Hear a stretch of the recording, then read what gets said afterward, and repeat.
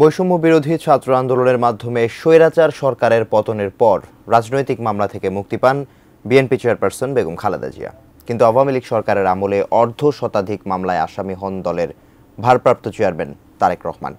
গত কদিনে বেশ কয়েকটি মামলায় মুক্তি পাওয়ার পর তার দেশে ফেরা নিয়ে সৃষ্টি হয়েছে কৌতূহল। বিস্তারিত নাজিয়া আফরিনের রিপোর্টে।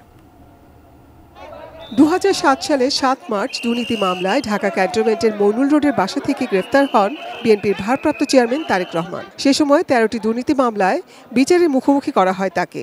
2008 সালের 3 সেপ্টেম্বর বিএসএমইউতে চিকিৎসাধীন থাকা অবস্থায় সব মামলায় জামিনে মুক্তি পান তারেক রহমান। এর 7 দিন পর 11 সেপ্টেম্বর রাতে উন্নত চিকিৎসার জন্য সপরিবারে যুক্তরাজ্যে যান তিনি। 111 এবং তারপর আওয়ামী লীগ সরকারের সময় তারেকের বিরুদ্ধে অর্ধশতাধিক মামলা হয়েছে। এর মধ্যে 21 আগস্ট গ্রেনেড হামলা মামলায় যাবজ্জীবন কারাদণ্ড সহ আরও বেশ কয়েকটি মামলায় সাজা হয়েছে তার। সব মামলাতেই তাকে পলাতক দেখানো হয়েছে। সবচেয়ে আলোচিত 21 আগস্ট গ্রেনেড হত্যা মামলার কয়েক দফার চার্জশিটে তারেক রহমানের নাম ছিল না বলে জানালেন তার আইনজীবী। এফআইআরে কারো কোনো নাম ছিল না। চার্জশিট 1 নম্বর 2 নম্বর চার্জশিট হলো, সেটার মধ্যেও জনাব তারেক রহমান সাহেব ইমপ্লিকেটেড ছিলেন না। 111-এর সময় যে চার্জশিটটা হয়েছিল সেই চার্জশিটে তার নাম ছিল না।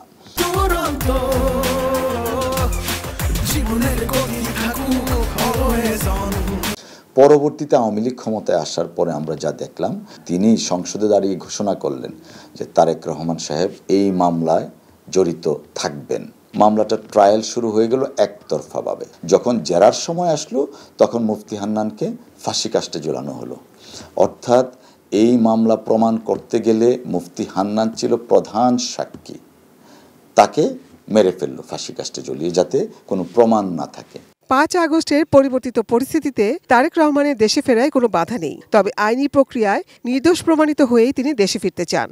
যদিও সব মিথ্যা মামলা, সব বানোয়াট মামলা, গায়েবী মামলায় যত নামেই ডাকি এটা তো শেষ হবে না, কিন্তু সেটাকে তো একটা আইনি প্রক্রিয়ার মাধ্যমে সমাধান করতে হবে। সেই কাজগুলো চলছে, ওগুলো হলেই উনি আসবেন। প্রত্যেকটা মামলায় উনি জানেন যে মিথ্যা, আমরাও জানি মিথ্যা, কিন্তু তারপরেও আইনি প্রক্রিয়ার মাধ্যমেই সেই মামলাগুলো নিষ্পত্তি করা হবে ইনশাআল্লাহ। 16 বছর ধরে লন্ডনে আছেন তারেক রহমান।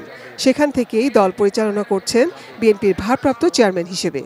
ইনসাফ এবং উদারতা দিয়ে মানুষ। Nazia Afrin, ATN news, Dhaka.